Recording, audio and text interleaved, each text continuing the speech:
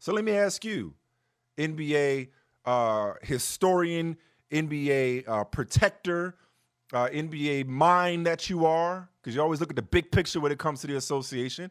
Are you feeling, I know it's only been a weekend. I know it's only been, it just started. But so far, are you feeling the in-season tournament? Well, it was competitive games on Friday.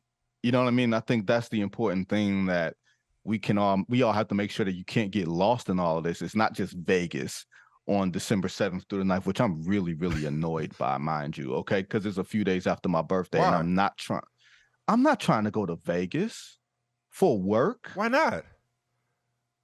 I'm not Why a Vegas not? guy. I'm not a Vegas guy. Okay, wait a second. Don't lose your train of thought. All right, let's digress for a second, if we may. Okay. Okay.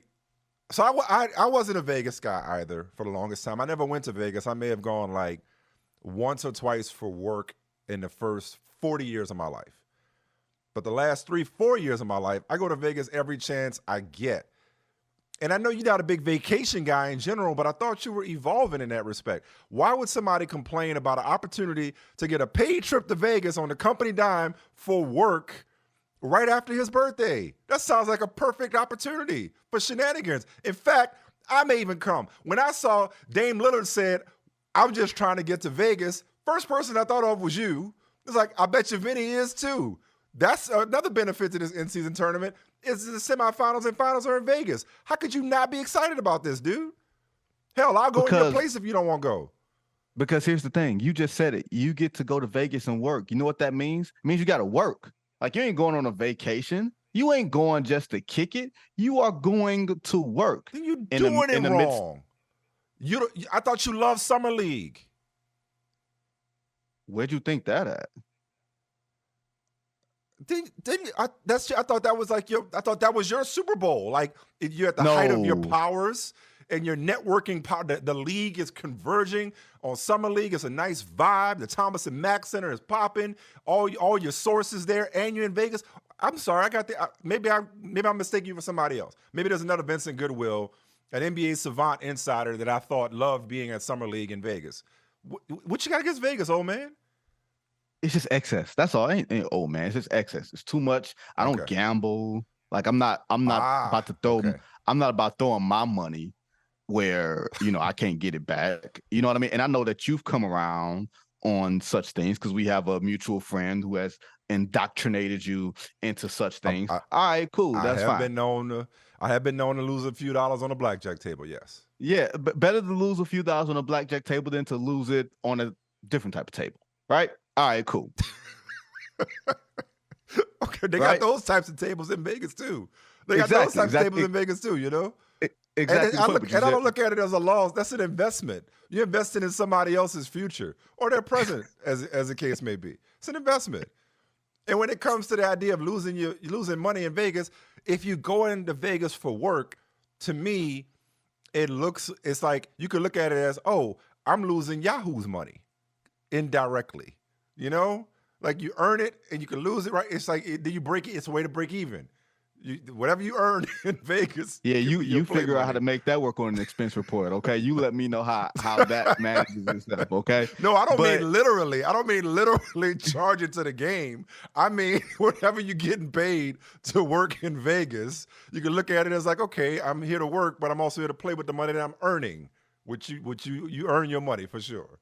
No, I'm just, Vegas is just, like, I wanted to go see Usher at a point, but I just could never get the right weekend to go do it and everything else. And now it's about to end. Like, all right, whatever. But that Vegas is just not my jam. So going there, we gotta get you there. We gotta get you. You gotta do it right. I'm gonna go with you. I'm gonna go there kicking and screaming. I'm not like Danny Ocean. It ain't my town or nothing like that. But it's like, when we go, we gonna do it right. We gonna have a good time. If I don't come to the NCAA, the NBA in-season tournament, semifinals and finals, if I don't get a chance to make it out there, because I may not, I am going to be there for the Super Bowl, God willing, and the creek don't rise. You should come for the Super Bowl. Oh, I didn't think about that. Ain't that going to be super, super busy considering how condensed downtown Vegas is? Probably, yeah. Yeah, it'll be crazier than usual. I went for the draft a couple of years ago. Draft was wild. The NFL draft was wild in Vegas. What And else you'll did be I in go there Detroit for the for? draft in April. Am I? Maybe. All right. Yeah, right? you're in Detroit. Yes, I'll be in Detroit. I'll come to see you in Detroit. Yes. Well, I might be going for the playoffs. Who the hell knows? Like that's Exactly. all that stuff is happening. All right. But to your So back to the NCAA, the NBA tournament. circling Yeah. back. I keep saying NCAA tournament. That's the second time I did that. The in-season tournament. Back to the in-season tournament. I was a huge skeptic. And the league knows I was a huge skeptic because in the league also, Mike reminded me I was a huge skeptic of the play-in, for which I had to eat crow and say, you know what, this is really, really good. Mm-hmm. But I'm also a traditionalist, like in a general sense. 82 games for playoff rounds, like the way that this thing has sort of modernized itself. I'm not talking about traditionalist 1968. I'm saying traditionalist as far as like reasonably the modern game. But I will say this. If it gets teams to play hard or play harder, if it almost gives you, I'm curious, Mike, if it makes teams play harder and you wind up seeing the two teams that wind up playing in the finals, playing in the NBA Cup, maybe we can have some type of connective tissue and say, okay, we were getting sent a signal that we didn't know about. Like if we see Boston and Denver, let's just say if it's Boston and Denver, we see Boston and Denver in the NBA Cup in a game that teams are playing harder than usual for in early December for some mythical trophy and a whole lot of money for a lot of people on the line, then it winds up being a success. In the meantime, every Tuesday and Friday, with the exception of Election Day being tomorrow, then you've got teams that are playing in these groups. It feels very soccer-ish, but as long as it's competitive, Mike, that's all I care about. The courts are a bit much for me, right? They're a bit much, but a little too loud.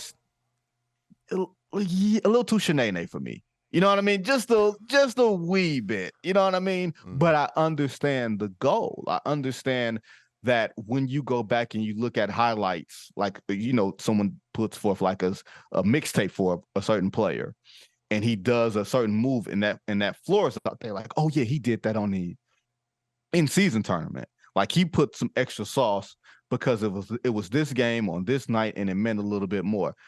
I'm cool with that. And the NBA sent me a bottle of Hennessy in a care package. I was about to ask you. I saw the little care package that you got hooked up with. Okay, not everybody is big time enough to get that, but what was in it? It looked like there was some John Wick type gold coins from the Continental or something. Those are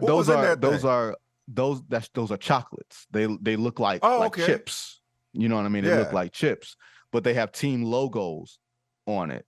So if you like chocolate, what else was in it? And I saw that flex. Yeah, chocolate. You said they sent you Hennessy? How stereotypical of them, but Hennessy. That's okay.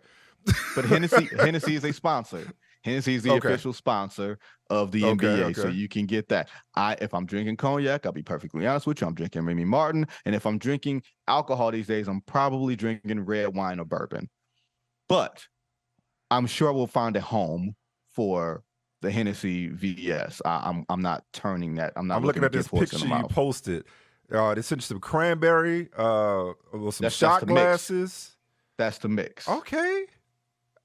So basically they buying your affection. I'm not mad at them. I must be cheap if you buy my affection with some Hennessy and cranberry and some Starry or whatever. It's a nice box. This is like a Jordan defining moments pack box, damn near. It is. I mean, look, what it says is, and starting with your point about the Roots and LL, they are putting a lot into this. They want people to know that it's important to them. They've let the players know. It better be important to you. Like this is one of those things where it's not even just, if you don't understand it. Right. Comprehension is not a requisite for cooperation. No, this is one of those things that says, y'all done, lack of a better phrase, around if you want to. That's what basically I think this says. Mess around if you want to. So you see teams putting forth a little more. You saw Steph with a game winner in Oklahoma City on Friday night, the goaltend, not goaltend thing.